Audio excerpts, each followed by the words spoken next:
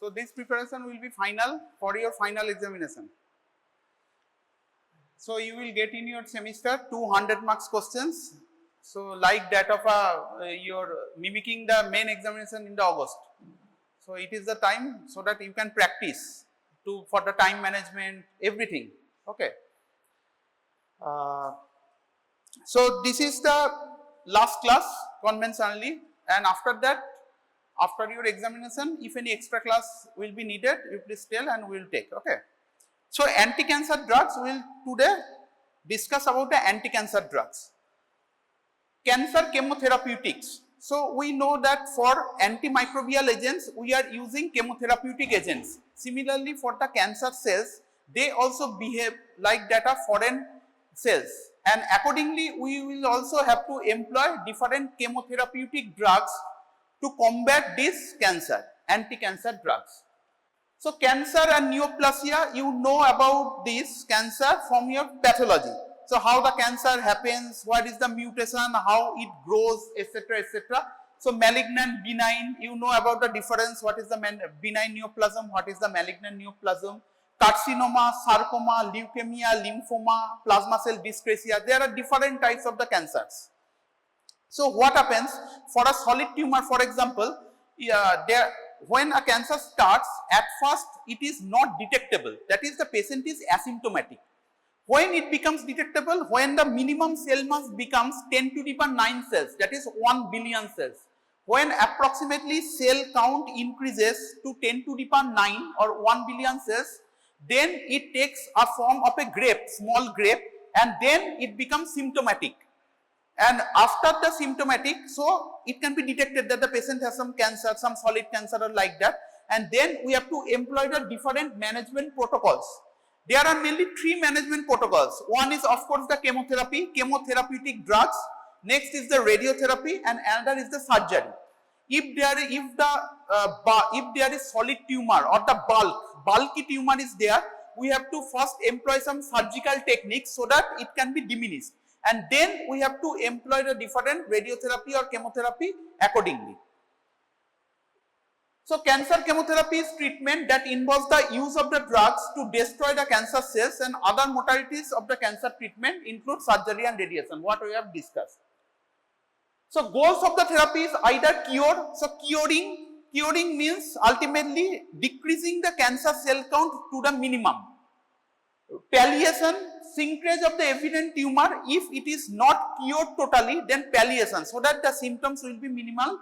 And insensitivity or less sensitive cancers, the goal will be so that the life can be prolonged. For example, pancreatic cancer, it is very virulent cancer, and ultimately we have to the goal is to increase the life for approximately 6 months to 1 year to 2 years or 3 years, like that. So aim of the therapy, it can be adjuvant therapy, one of the main basis of the treatment for mopping up of the residual cancer cells, including metastasis after surgery, radiation, immunotherapy. Routinely used now mainly in case of the solid tumors.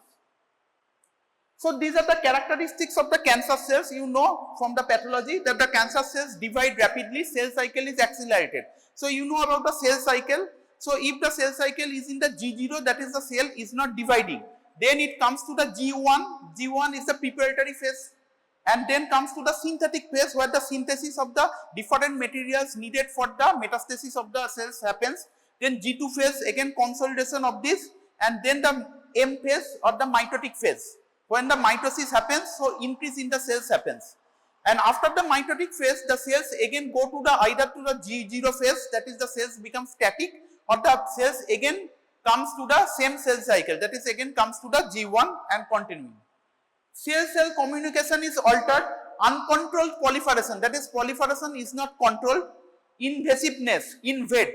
If the cells become invade to other the tissues, ultimately it becomes malignant, and ability to metastasize to distant sites. So these are the general principles of the chemotherapeutic drugs. So basically these are analogous to bacterial chemotherapy, what I have already said, that is selectivity of the drug is limited. That is some cancers are selective to some chemotherapeutic drugs, other cancers are selective to some other. No or less defense mechanism. Again, if we are using the cancer chemotherapeutic drug for a long period of time, or some cancers, it become resistant like that of the normal chemotherapy. All malignant cells must be killed or to stop progeny. Survival time is related to the number of the cells that escape after chemotherapy. So this is the survival time. Different subpopulations of cells in a malignant tumor differ in rate of proliferation and susceptibility to chemotherapy. So in the same cancer, there may be different cells. Some cells are multiplying more, some cells are multiplying less, and accordingly there are different drugs that mainly act. Some drugs are act mainly on rapidly multiplying cells, some drugs are act mainly on slowly multiplying cells. Complete remission should be the goal, always should be the goal, is the complete remission. This is somewhat contrast to the normal antimicrobial chemotherapy, where we have to, the goal is to keep the count of the bacteria or virus minimal, and then normal immune response tackles the rest. But here in case of the cancer chemotherapy, our immune system becomes deranged. That's why there is proliferation of the cells indiscriminately of our own cells. That is, immunity is compromised here. That's why we have to keep the management so that the number of the cells will be minimal to 0. Formerly single drug chemotherapy was used, but now usually a combination of the drugs are used so that the different drugs, different cells that are in the different phases of the growth cycle can be tackled. So the same principles of the selecting agents for use in combination chemotherapeutic agent. So combination chemotherapy, how we have to select the different drugs to combine. So drugs known to be active as single agents should be selected for use in combinations. Preferentially, drugs that induce complete remission should be included. That is, highly effective drugs. So we know from the different clinical trials and the years of use in different cancers that this cancer is responsive to this type of drug, and this cancer is not responsive to this type of drug. So accordingly, we have to choose the drugs and combine. Drugs with different mechanism of action and with additive or synergistic cytotoxic effects on the tumor should be considered. This is like that of the antimicrobial chemotherapy. Drugs with different dose limiting toxicities should be combined. If the different drugs we are using the same type of toxicity, then the toxicity will be increased manifold. So differing toxicity so that it can be compensated. Drugs should be used at their optimal dose and schedule. Drugs should be given at consistent intervals, and the treatment free period should be as short as possible to allow for recovery of the most sensitive normal tissues. So we have to determine that this cancer needs this, for example, 5 or 6 cycles of the chemotherapy. And what is the duration of the chemotherapy? For example, for one drug, it has to be infused every day for 3 days, and then there will be 7 days gap. Again, the next cycle is to be given like this. Drugs with different patterns of the resistance should be used to minimize cross resistance. Again, resistance is very common. So this is the cell cycle. Already we have discussed, you know, from the physiology, biochemistry, and also from the pathology. Already I have discussed, that is the mitotic phase, G1, G2S, and the G0 phase. Cell cycle. So here in the mitotic phase, mitosis happens. Some cells go to the G0 phase, which is the resting stage, where the cell is not dividing. G1 is the preparatory phase, where synthesis of the enzymes needed for DNA synthesis happens. Synthetic phase, synthesis of the different materials that is needed from the mitosis happens, including DNA. And G2 is the synthesis of the cellular components required for mitosis. Then after that, mitotic phase happens. So already we have discussed, so some cells of the cancer, for example, may go to the G1 phase, may go to the G0 phase. So the ratio of the proliferating cells to cells in the G0 is called the growth fraction. So growth fraction is the how the fraction amount of the cells is going to the multiplication stage. So growth fraction differs between one cancer to another cancer, and accordingly we have to employ the different drugs. Both normal cells and tumor cells go through growth cycles, but the growth cycles differ for the cancer cells because it is this proliferation is uncontrolled. Uncontrolled proliferation happens. So this cell cycle is usually checked by different proteins. You know, there are several checking mechanisms are there. This checking mechanism are not happening due to some mitosis, due to some problems in the normal immune system. So ultimately, most of the cancer cells are very high growth fraction. That is the problem. So growth fraction, the fraction of the tumor cells that are in the replicative cycle that influences their susceptibility to most cancer chemotherapeutic agents. So there are some drugs that are cell cycle specific drugs, some drugs that are cell cycle non-specific drugs. So cell cycle non-specific drugs, they are effective for both low fraction of drugs. Low growth fraction cancer are solid cancers usually, like a large bulky tumor. These are low growth fraction tumors. And also high growth fraction malignancy means some hematologic cancers, for example some leukemia or lymphoma. These are the high growth fraction malignancies. Usually cell cycle non-specific drugs are effective against both of these types of the cancer, that is high growth fraction cancer as well as the low growth fraction cancer.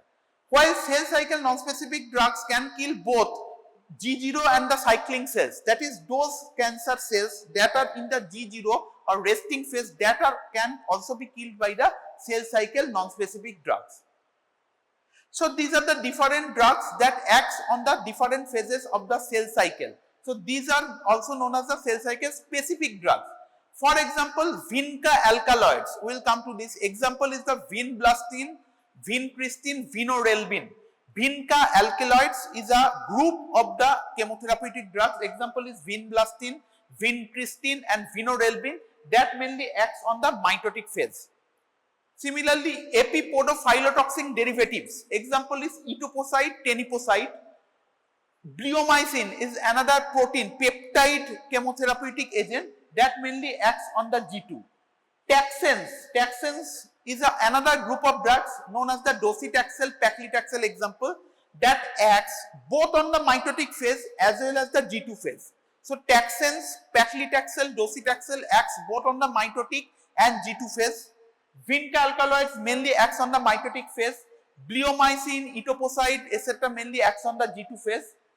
This topoisomerase 1 inhibitor, example is topotecan, irinotecan, and different anti-metabolite drugs, for example methotrexate, cladribine, fludarabine, capecitabine, cytarabine, gemcitabine, hydroxyurea, etc. All these mainly acts on the synthetic phase of the cell cycle. And there are some hormonal drugs that are also active against cancer, and some other drugs like asparaginase, pegasparase, they mainly acts on the G1 phase of the cell cycle. That means those cells that in the cancer that are within this cell cycle, they are mainly targeted when we are using this type of the drugs. So these all are example of the cell cycle specific drugs. And these are example of the cell cycle non-specific drugs. What we have discussed, cell cycle non-specific drugs are mainly active both on high growth fraction as well as low growth fraction tumors. Examples are alkylating agents like busulfan, carmastine, cyclophosphamide, lomastine, mecloretamine, melphalan, thiotropar. Very commonly used alkylating agents. Anthracyclines, example is daunorubicin, doxorubicin, epirubicin, idarubicin, mitoxantron.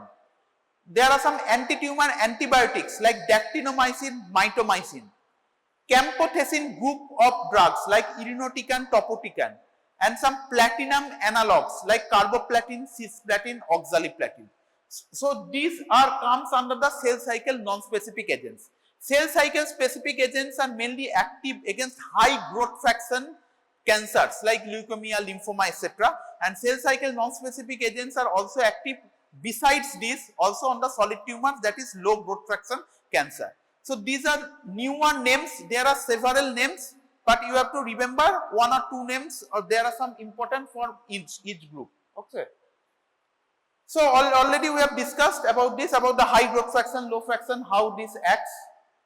So these are the solid tumor life cycle. What I am discussed at the first, that tumor is detectable when the tumor size becomes approximately 10 to the power 9 cells, that is 1 billion cells. Before that, tumor is not detected at all. So after that, tumor is detected and then the management is employed.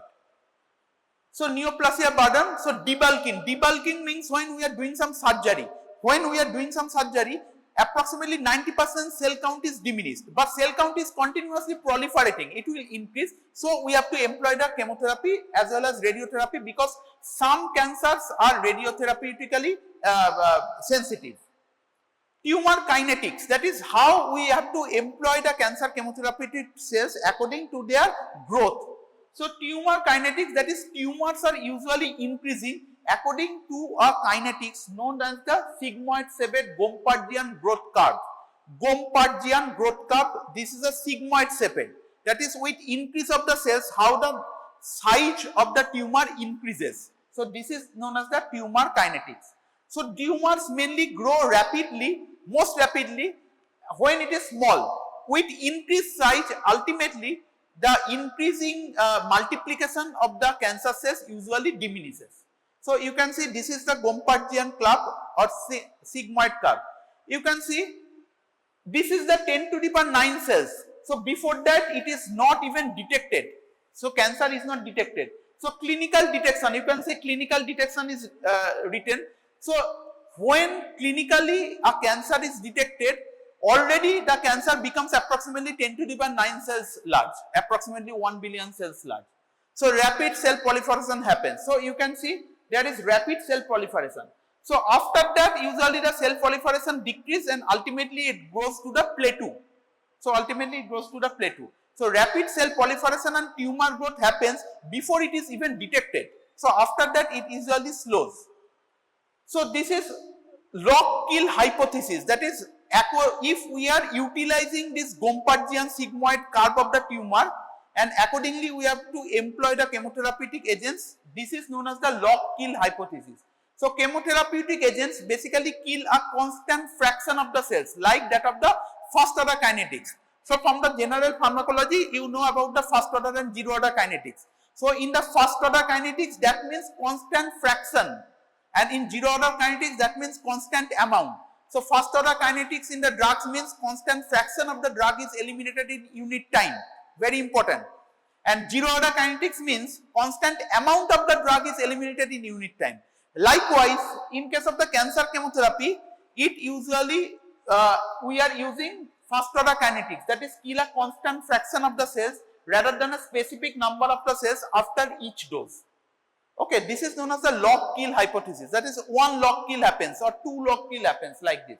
Solid cancer tumors generally have a low growth fraction, thus respond poorly to chemotherapy and in most cases need to be removed by surgery. Usually we have to do first some debulking surgery so that maximum amount can be debulked and then we have to employ the chemotherapy.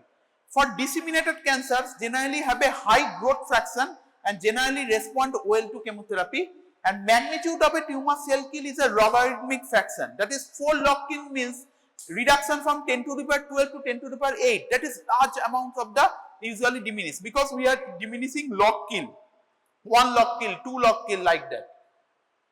So if a treatment leads to a 99.999% kill, then 0.001% of 10 to the power 9 cells would remain. That is approximately 10 to the power 4 cells will remain. So even if we are removing 99.999%, ultimately we are removing from the 10 to the power 9 cells to the 10 to the power 4 cells like that. So this is defined as a 5 log kill like that of the drugs. You know that the maximum amount of the drug is eliminated from the body after 5 half-lives. Like that of the maximum amount of the tumor is usually eliminated by 5 log kill. For most bacterial infections, a 5 log reduction is the number of microorganisms results in a cure because the host immune system can destroy the remaining bacterial cells. What I am previously discussing, that if we are killing 5 log kill in case of the antimicrobial agents, our immune system usually tackles the rest. But here in treating cancer, tumor cells are not as readily eliminated.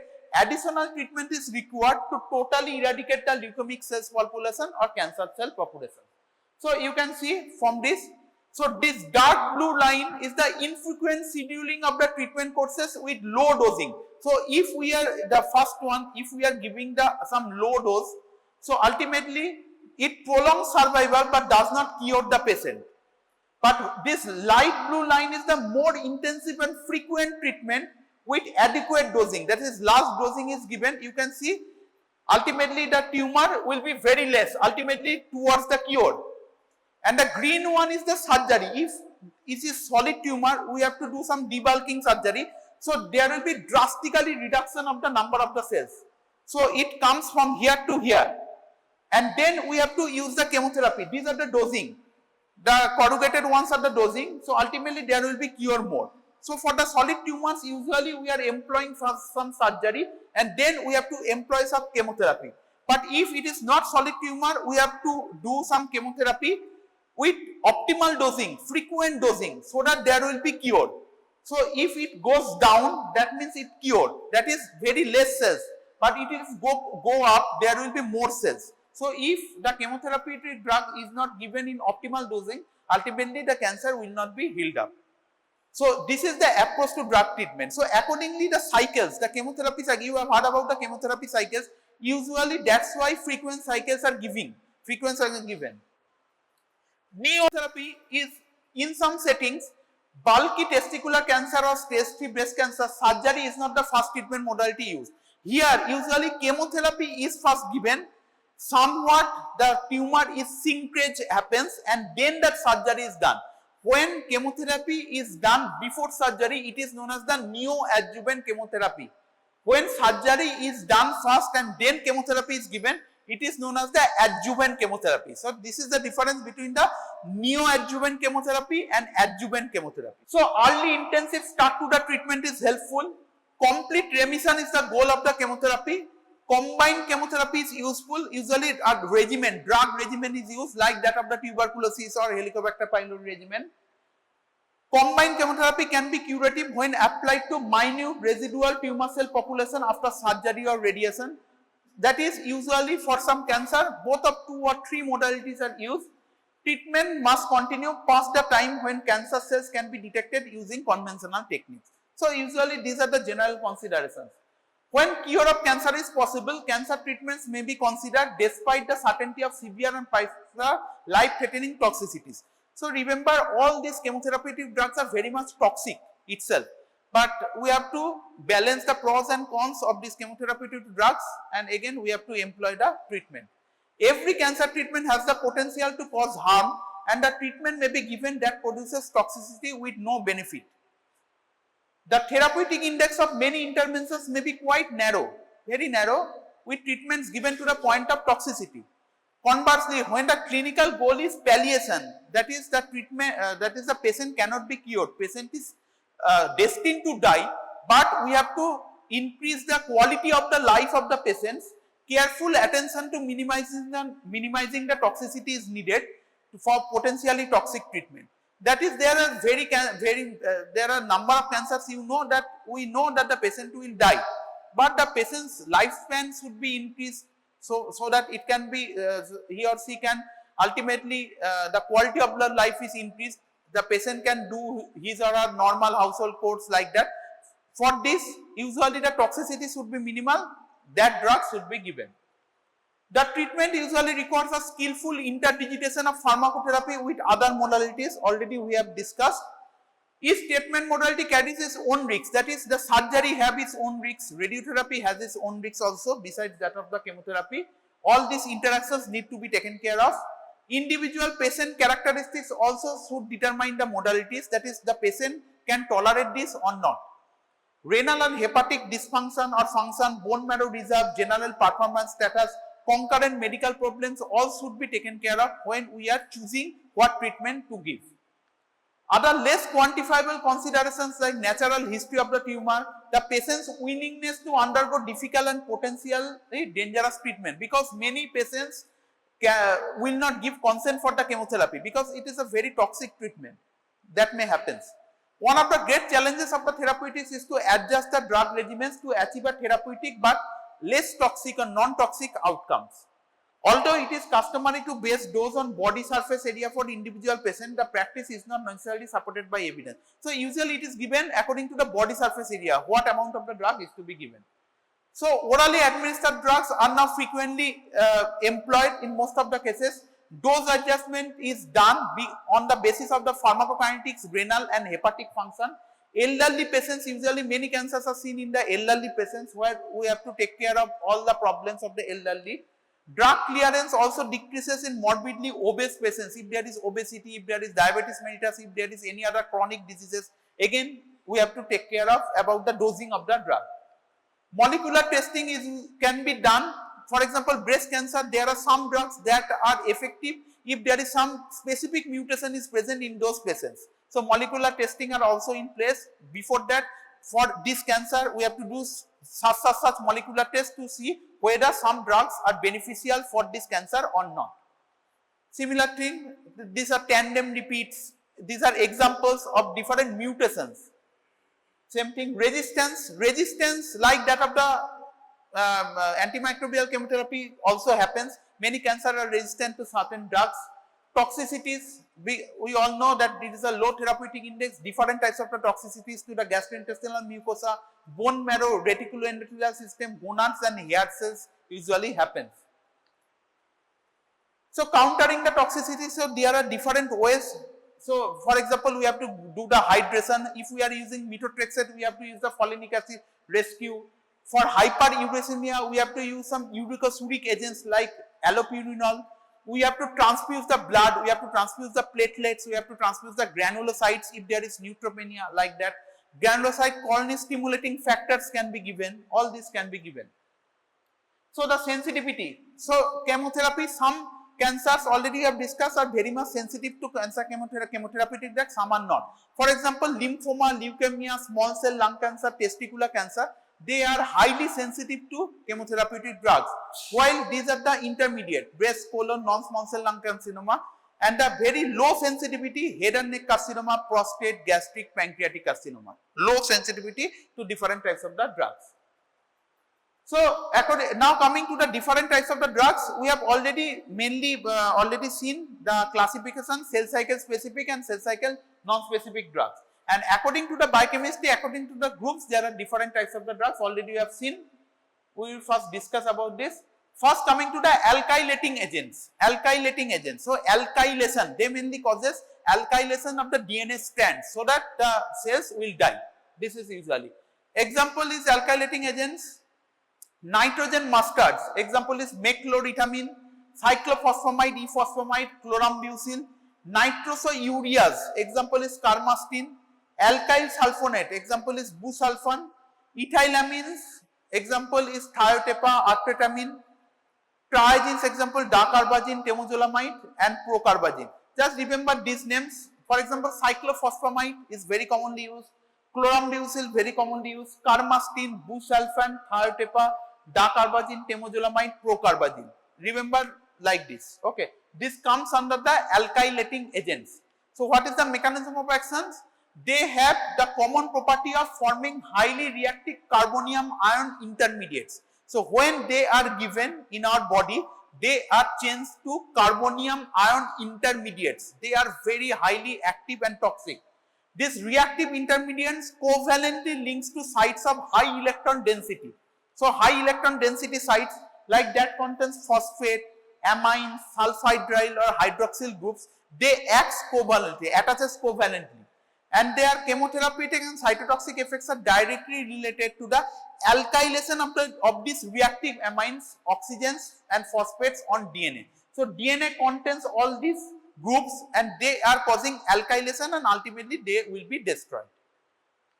Nitrogen mustards inhibit cell production by binding irreversibly with the nucleic acids like the DNA.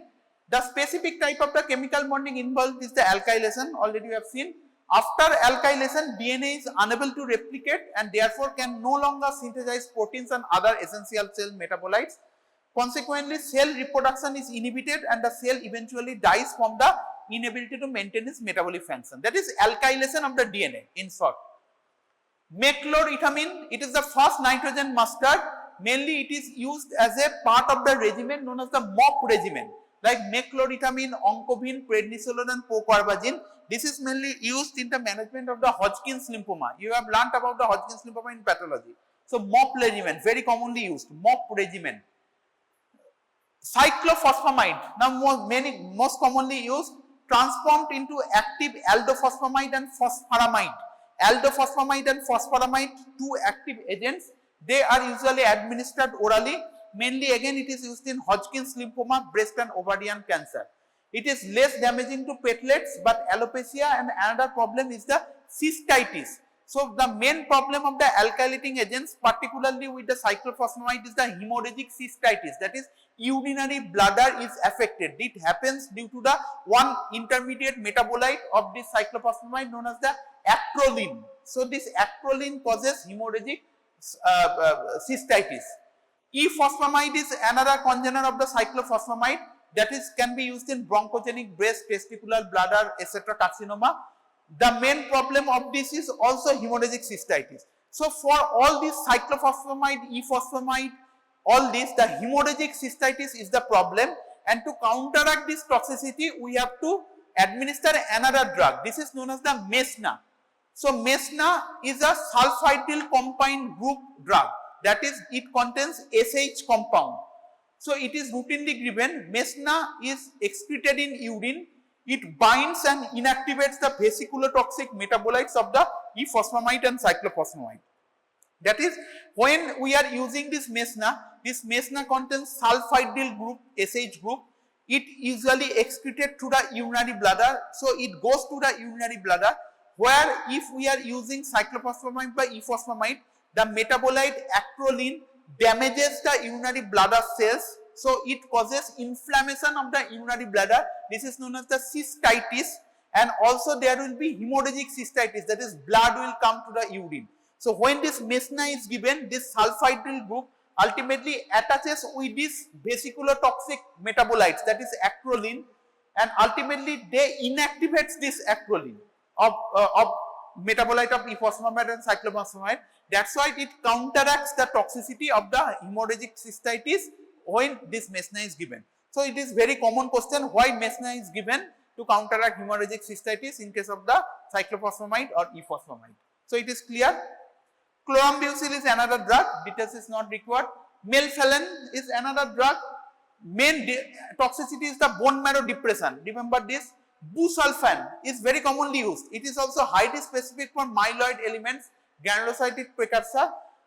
The main problem is the hyperuricemia, pulmonary fibrosis and skin pigmentation. Of this, busulfan is famously correlated with the pulmonary fibrosis. Busulfan is associated with pulmonary fibrosis. Melphalan is associated with the bone marrow depression.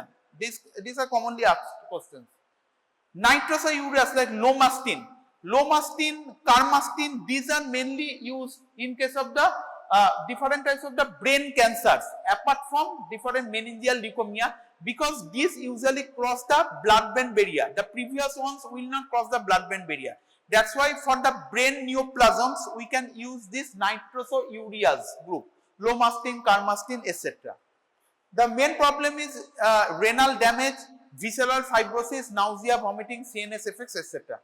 Dacarbazine is another drug. Mainly it is used in malignant melanoma. So dacarbazine is used in the treatment of the malignant melanoma, also used in the Hodgkin's disease. Usually some types of the neuropathy, myelosuppression, nausea, vomiting, flu-like symptoms can happen. Temozolomide is another drug that is also used in brain neoplasm, most commonly different types of the glioma. Glioma is a brain neoplasm where temozolomide is used. Apart from this is also used in melanoma. Procarbazine is another agent, but it is not a classical alkylating agent. It mainly methylates and depolymerizes DNA and causes the chromosomal damage. Adverse drug reaction, again leukemia, thrombocytopenia, etc. can happen. One thing is, it usually causes disulfiram-like reactions with alcohol. So you have read about the disulfiram-like reactions in the CNS with alcohol, it usually causes. So procarbazine may cause disulfiram-like reactions with alcohol. Next, coming to a broad group known as the platinum coordination complexes. So they have broad antineoplastic activity and they are one of the important medication for the management of ovarian, head and neck, bladder, esophagus, lung and colon cancer. These are example is the cisplatin and carboplatin.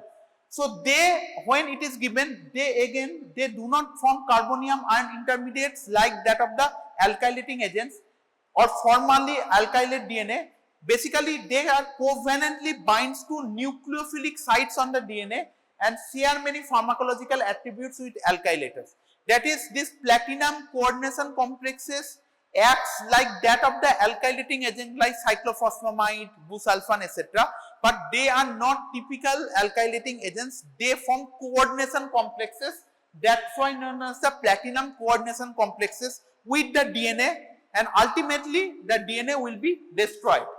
These platinum analogs are mutagenic, teratogenic, and carcinogenic. So most of these agents are carcinogenic. That is, they are used for the treatment of the cancer, but they are itself carcinogenic. So they can also form cancers.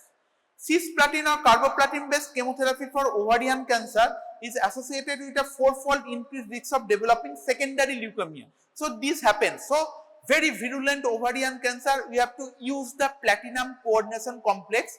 Most common, the progenitor is the cisplatin, but again when we are using cisplatin, that may lead to different leukemia, secondary leukemia can happen. These are the examples: cisplatin, carboplatin and oxaliplatin. Cisplatin, carboplatin, oxaliplatin, this comes under platinum coordination complexes. They enter cells by active copper transporter CTR1 and ultimately rapidly degrade the transporter. They react with electron rich regions such as sulfides and various sites on the DNA, forms coordination complexes, intrastrand and interstrand cross links. And this DNA platinum adducts. So adducts, since they are from coordination complexes, some DNA platinum adducts are formed. They inhibit the replication and transcription and leads to single and double stranded breaks and ultimately miscoding. So whenever there will be breaks and miscoding, the cells will not proliferate. The cell cycle specificity of the cisplatin differs among cell types. The effects of the cross-linking are most pronounced during the synthetic phase. So clear about the platinum coordination complexes, how they act. So platinum coordination complexes, example is cisplatin, carboplatin, oxaliplatin. They form coordination complexes with the DNA.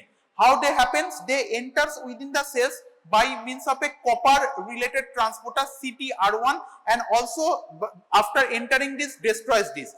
After entering, it forms adducts, platinum adducts by means of the different alkylation and with the different sulfidyl groups, and this causes miscoding of the DNA. There will be interstrand and intrastrand cross linking and ultimately breakage of the DNA. Cisplatin is very effective in metastatic testicular and ovarian carcinoma, very commonly used. Metastatic testicular and ovarian carcinoma, it is widely used in many other solid tumors like lung, bladder, esophagus, gastric, hepatic, head and neck carcinoma. One thing is cisplatin is very much emetic, highly emetic drug. So vomiting is most important adverse effect of the cisplatin. Antiemetics are routinely administered before using it. So cisplatin is highly emetic drug. Remember, cisplatin, vomiting. The most important toxicity apart from vomiting is also renal impairment. It is dependent on the total dose administered. That is renotoxicity, kidney toxicity, vomiting and kidney toxicity. Apart from this, there are some other problems, but these are not so important. Carboplatin, less reactive second generation platinum coordination complex. It is primarily indicated in ovarian carcinoma of the epithelial region. Here the dose limiting toxicity is somewhat different, thrombocytopenia and less of a leukopenia. So thrombocytopenia and leukopenia are the dose limiting toxicity of the carboplatin. While for cisplatin, the main adverse effect is the vomiting, severe vomiting, and associated with this renotoxicity, kidney toxicity. And lastly, oxaliplatin. Oxaliplatin is a third generation platinum coordination complex. Here the dose limiting toxicity is the peripheral neuropathy, somewhat again different. Peripheral neuropathy is the dose limiting toxicity of the oxaliplatin. This is mainly used, highly effective in colorectal carcinoma, gastroesophageal and pancreatic cancers. So platinum coordination complex is very important, and here cisplatin, carboplatin and oxaliplatin, they have different toxicity profile that you have to remember. Cisplatin, highly emetogenic drug, vomiting and then renotoxicity, and then coming to the carboplatin. Carboplatin dose limiting toxicity is the platelet count decrease, thrombocytopenia and leukopenia, and oxaliplatin main toxicity is the peripheral neuropathy. Next, coming to the antimetabolites. Antimetabolites example is the methotrexate. You know about the methotrexate that is used also in the rheumatoid arthritis, how it is used. Purine antagonists like 6-mercaptopurine, 6-thioguanine, and some pyrimidine antagonists like 5-fluorouracil and cytarabine. So we have seen that different antifungal drugs are also changed to 5-fluorouracil. This 5-fluorouracil is very much toxic to the cells. So these are also phase specific drugs, and the main dose limiting toxicity of all this is the myelosuppression. So myelosuppression, bone marrow depression is the main problems. Methotrexate, you know about the methotrexate, how the methotrexate acts. So folic acid is important for the cell survival. Tetrahydrofolic acid is the active congener, and this tetrahydrofolic acid is usually blocked by the methotrexate. So tetrahydrofolic acid, so ultimately it inhibits the dihydrofolate reductase. So dihydrofolate reductase, dihydrofolate is converted to tetrahydrofolate, which is the active agent for different 1-carbon transfer reactions that is needed for the growth and survival of the cells. So methotrexate mainly blocks this. The inhibition is pseudo irreversible because methotrexate has 50,000 times higher affinity for the enzyme than the normal substrate. Okay. So they have cell specific action. In addition to the inhibition of the dihydrofolate reductase, remember methotrexate also inhibits another enzymes in the pathway known as the thymidylate synthase. So DNA synthesis is primarily affected. So methotrexate blocks dihydrofolate reductase and thymidylate synthase. So adverse drug reactions, again the bone marrow toxicity, you all know that is mainly the problem, and hence we have to use the leucovorin rescue, that is M5-formyl tetrahydrofolic acid or cytopurine factor is given. Because if we are using the normal normal folic acid, so this folic acid have to be converted to its active form tetrahydrofolic acid by dihydrofolate reductase, but methotrexate is blocking this. So ultimately we have to bypass this by giving this leucovorin. That's why leucovorin rescue it is known. So administered as a plan of methotrexate therapy, leucovorin or folinic acid or N5-formyl tetrahydrofolic acid is directly converted to tetrahydrofolic acid. So production of the DNA cellular protein in spite of the presence of the methotrexate. So for the alkylating agents like cyclophosphamide and efosfamide, to counteract its toxicity like hemorrhagic cystitis, we have to administer mesna. Similarly, to counteract the toxicity of the methotrexate, we have to administer the folinic acid. So these are the common questions. So indications, usually methotrexate very commonly used in choriocarcinoma, tumors of the head, neck, breast carcinoma, acute lymphatic leukemia, meningeal methotrexate. Pemetrexate is a newer congener of methotrexate. Also, it can cause mucositis, diarrhea, and hand-foot syndrome, which is a painful itching erythematous rash that can happen due to the pemetrexate. Dexamethasone can relieve it, or pre-treatment can reduce its incidence. So pemetrexate, before pemetrexate administration, we have to administer some steroid like dexamethasone to decrease the hand-foot syndrome, which is a very painful erythematous rash that can happen with this. Mercaptopurine and thioguanine, ultimately they are used in different types of the ALL, different childhood ALL. You have read about the ALL in the pathology also. So these are mainly used, mainly they blocks the production of the RNA and DNA. Azathioprine is another drug that is converted to 6-mercaptopurine and they have immunosuppressant action. Fludarabine is a newer purine anti-metabolite. Mainly it is used in CLL, chronic lymphocytic leukemia. Mainly it happens in the very elderly age group. Non-Hodgkin's lymphoma, in all these cases we can use the fludarabine. Just remember the name fludarabine, azathioprine. Pyrimidine antagonists are the 5-fluorouracil, which is very toxic, which is mainly used in the solid cancers like breast cancer, colorectal cancer, gastric tumors, squamous cell tumors of the head and neck, etc.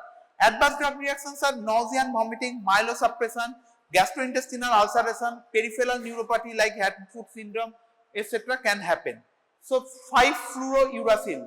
Capecitabine. Capecitabine is basically a product of the 5-fluorouracil, so it converts to 5-fluorouracil. It is used mainly in the metastatic colorectal cancer and breast cancer.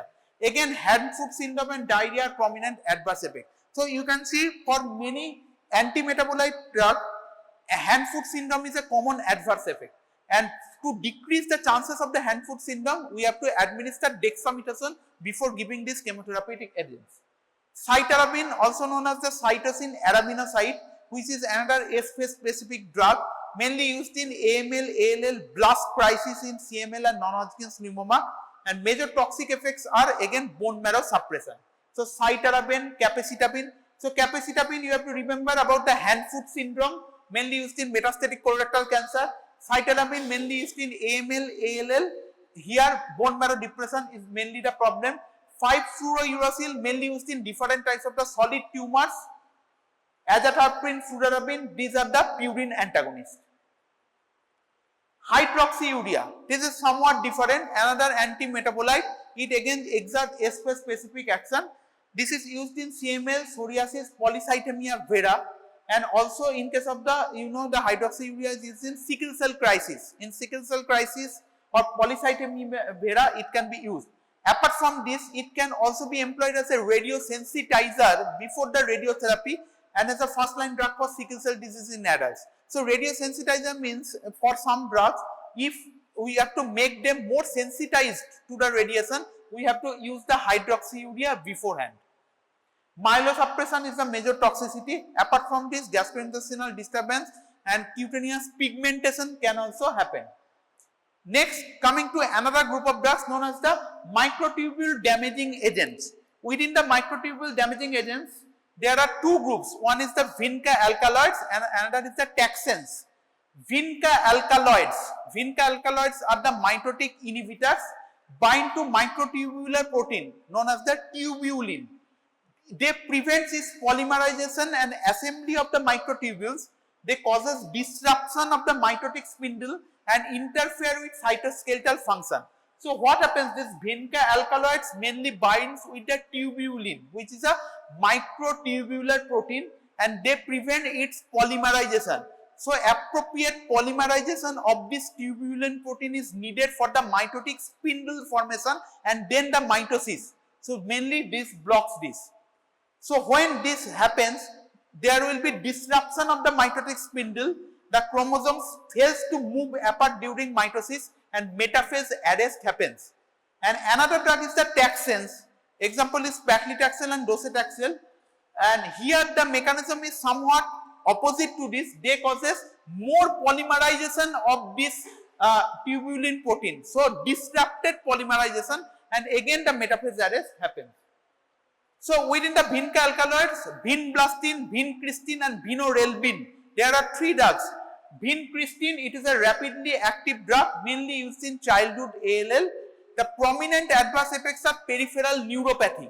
Peripheral neuropathy is the main adverse effect of the vincristine. Apart from this, alopecia, ataxia, autonomic dysfunction, syndrome of inappropriate ADS secretion, all this can happen. Vinblastine is another drug where the major adverse drug reaction is the bone marrow depression. So for vincristine, peripheral neuropathy is the main adverse drug reaction. For vinblastine, bone marrow depression is the main adverse drug reaction. Again, it is used usually in combination for the treatment of the Hodgkin's disease, Kaposi sarcoma, neuroblastoma, non-Hodgkin's lymphoma, etc. And vinorelbine, here is the dose-limiting toxicity is the neutropenia. Neutrophil count is decreased. Again, it is a newer semi-synthetic vinblastine analog, mainly used in the non-small cell lung carcinoma. So remember the names vinblastine, vincristine, vinorelbine. They comes under the vinca alkaloids. Vinca alkaloids bind with the tubulin proteins, and this tubulin protein is needed for the mitotic spindle formation. They blocks the polymerization of this tubulin protein and ultimately metaphase arrest happens. Next, coming to the taxanes. Taxanes, paclitaxel, docetaxel. Taxanes are the complex diterpene taxane. They are obtained from the bark of the western yew tree. They causes, it binds to again the tubulin protein, beta tubulin protein, but they enhances the polymerization and mechanism opposite to that of the vinca alkaloids. So the microtubules are stabilized and their depolymerization is prevented, because after polymerization there will be depolymerization so that there will be separation of the mitotic spindle is needed. So this stability results in inhibition of the normal dynamic reorganization of the microtubule network that is essential for interphase and mitotic functions. So remember, vinca alkaloid causes block of the polymerization of the tubulin, while the taxanes like paclitaxel and docetaxel causes increased polymerization, more polymerization, so that the depolymerization after the mitotic spindle formation will not happen. So ultimately the mechanism of action is just opposite, but ultimate result is the same. So paclitaxel, after the usage of the paclitaxel, abnormal arrays or bundles of the microtubules are produced throughout the cell cycle. So since there are more polymerization, abnormal cells, abnormal bundles of the microtubule proteins is generating. Mainly it is used in metastatic ovarian and breast carcinoma, efficacious in advanced case of the head neck cancer, small cell lung carcinoma, etc. The major toxicity is again reversible myelosuppression and stocking and glove neuropathy. Stocking and gloves, because in the extremity, peripheral extremity there will be neuropathy. Paclitaxel. Next, coming to the topoisomerase 2 inhibitor, example is the etoposide. Again, it arrests cells in the G2 phase. So etoposide arrests cells in the G2 phase of the cell cycle, causes DNA breaks by affecting the DNA topoisomerase 2 function. Again, it is used in the testicular tumor, lung cancer, Hodgkin's lymphoma, etc. Alopecia, leukopenia, gastrointestinal disturbance are the major toxicity. Topoisomerase 1 inhibitor, example is the camptothecin analogs like topotecan and irinotecan. Remember the name? Topotecan and irinotecan, they mainly blocks the topoisomerase 1 enzyme. So ultimately again there will be strand breaks in the DNA and ultimately DNA breakage happens. They acts in the S phase and arrest cell cycle in the G2 phase. Topotecan mainly used in the metastatic carcinoma of the ovaries, small cell lung carcinoma. Toxicity is bone marrow depression. Irinotecan again it is used in the same, and the toxicity is the diarrhea. Irinotecan is famously associated with severe diarrhea. So irinotecan associated with diarrhea. Topotecan associated with bone marrow toxicity. Next, coming to the antibiotics. So there are some antibiotics that also acts as chemotherapeutic drugs. Example, anthracycline antibiotics like doxorubicin and daunorubicin, and dactinomycin, bleomycin and mitomycin. So anthracyclines like doxorubicin and daunorubicin, they enters within the DNA and again causes the DNA breakage. They activates the topoisomerase 2 and causes breakage in the DNA strands. Damage to the DNA happens, and the main adverse drug reactions are the marrow depression, alopecia, stomatitis, and also cardiotoxicity. Doxorubicin and daunorubicin famously cause cardiotoxicity. So, and actinomycin D or dactinomycin is another antibiotic. Mainly it is used in the Wynn's tumor and Ewing sarcoma. Wynn's tumor, Ewing sarcoma, dactinomycin is used. Mainly adverse effects are the vomiting, stomatitis, diarrhea.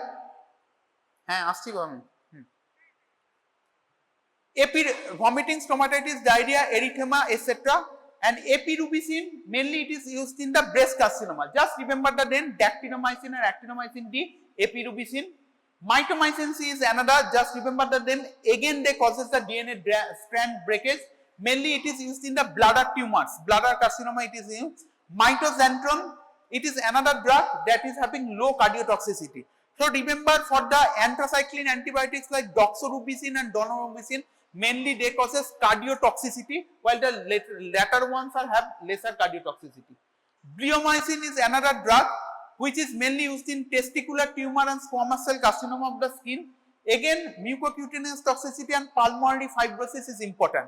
So bleomycin is also associated with the pulmonary fibrosis like that of the busulfan. Previously we have seen busulfan is associated with pulmonary fibrosis. Bleomycin is also associated with pulmonary fibrosis. There is one enzyme called L-asparaginase, which also acts as an anti-cancer drugs. Mainly it is used in the ALL. Many of the typical adverse effects like leukopenia, alopecia, mucosal damage are not seen with L-asparaginase. They mainly produces hyperglycemia, raised triglyceride level, pancreatitis, liver damage, and they are antigenic and recipients may develop allergic reactions. So only within this vast group of the different chemotherapeutic agents, L-asparaginase may cause some metabolic dysfunction, like there may be hyperglycemia, there may be raised triglyceride level, there may be pancreatic enzyme increase, liver enzyme increase. All this can happen with L-asparaginase. There are some differentiating agents like tretinoin. Tretinoin is a form of the vitamin A known as the all-trans retinoic acid. Mainly it is used in acute promyelocytic leukemia, APML, acute promyelocytic leukemia. We have read in the pathology, which is a M3. Okay. Arsenic trioxide, mainly it is used if it is not controlled by the tretinoin. Histone deacetylase inhibitor like vorinostat, mainly used in the CTCL. So there are different newer drugs are continuously coming, and targeted therapy is now, it is now upcoming. There are different types of the targeted therapy, different monoclonal antibodies, different immunosuppressant drugs. They are now coming that can be used in the management of the different cancers.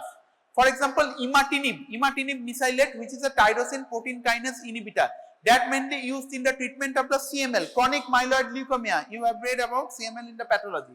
So CML, imatinib is used, which inhibits a specific tyrosine protein kinase, BCR-ABL tyrosine protein kinase, that is expressed in the CML cells. So BCR-ABL protein kinase inhibitor in the CML cells is the imatinib. These are some examples. Just remember the name like epidermal growth factor receptor inhibitor like jeftinib, erlotinib, angiogenesis inhibitor like bevacizumab, sunitinib, proteasome inhibitor like bortezomib. There are different types of the monoclonal antibodies. You have to read about the monoclonal antibodies. It may come as short note. For example, rituximab, trastuzumab, bevacizumab, alemtuzumab, cetuximab, ojogamicin, gemtuzumab, ibrutumumab, tocilizumab. Different. There are various monoclonal antibodies. They are targeted therapy, but they are very costly. This can be used in different cancer chemotherapy. There are some natural products in cancer chemotherapy, like some hormones can also be used, like glucocorticoids. You know that glucocorticoids can be useful in different types of the cancer in different phases.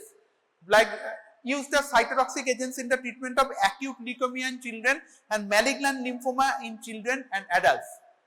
There are different hormonal agents, and ultimately they are also used in control of the malignancy or chemotherapy associated complications. That is, mainly the steroids or hormonal agents are used to decrease the complications from different chemotherapeutic drugs like hypercalcemia, to decrease the hypercalcemia, hemolysis, bleeding due to thrombocytopenia, retinoic acid syndrome, increased intracranial tension, mediastinal edema due to radiotherapy. They also afford symptomatic relief by antipyretic and mood elevating effect. Potentiate the antiemetic action of the ondansetron or metoclopramide. So prednisolone, dexamethasone most commonly used. So steroids are used in different phases of the cancer chemotherapy. That you have to remember. Estrogen can be used. You have read about the selective estrogen receptor modulator like tamoxifen. Tamoxifen is mainly used in the breast carcinoma. We have read details about tamoxifen in the estrogen chapter. Mainly it is used in the breast carcinoma. For example, anti-androgens, again you have read in the androgen chapter, like flutamide and bicalutamide. These are mainly used in advanced and metastatic cases of the prostate carcinoma, flutamide, bicalutamide.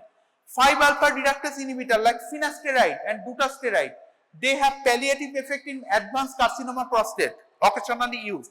So these can also be called as a anti-cancer drugs, but we have read this in different other chapters. Okay. GnRH analogs, GnRH agonists, antagonists, both these can be used. We have read in the hormone chapter.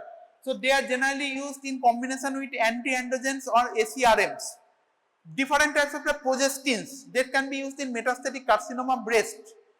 After that are unresponsive to the tamoxifen. So different estrogen modulators, progesterone modulators, gonadotropin modulators, all these can be employed for the management of the different cancers. So this is all about the cancer chemotherapy. So you have to read within the cancer therapy, one is the general principle of the cancer chemotherapy that can come as a question or can be asked in the Viva. General principles means how the cancer chemotherapy is employed, what is the growth curve of the different cancers, how the combination cancer chemotherapy is given. And then within this cancer chemotherapy, different agents can come as a short note most commonly. For example, these vinca alkaloids, these taxanes, these antibiotics that can be used as a chemotherapeutic agents, alkylating agents, this can come as a short note as a group or the individual agents. These are very commonly used. Okay.